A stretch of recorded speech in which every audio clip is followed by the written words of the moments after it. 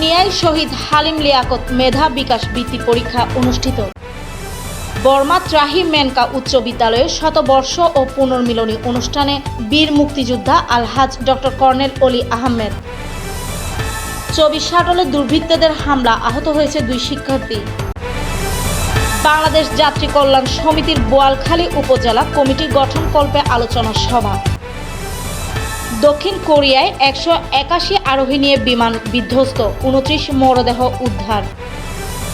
শীতার্তদের সহায়তায় ঢনাঢ্যরা এগিয়ে আসুন বলেছেন মেয়র ডক্টর শাহাদাত। শিশু কিশোরদের ইতিবাচক দৃষ্টিভঙ্গি শেখান, জাতি বদলে যাবে বলেছেন ডক্টর আকম কাদের। বিপিএল শুরু আগামীকাল, কিন্তু কোনো ফ্র্যাঞ্চাইজি এখনও অধিনায়কের নাম ঘোষণা করেনি। বৈধ পথে বেড়েছে রেমিট্যান্স, 28 দিনে এলো $242 কোটি। বাংলাদেশি ব্যবসায়ীকে নিঃস্ব করে দিয়েছে মোজাম্বিকের লুটেরেরা।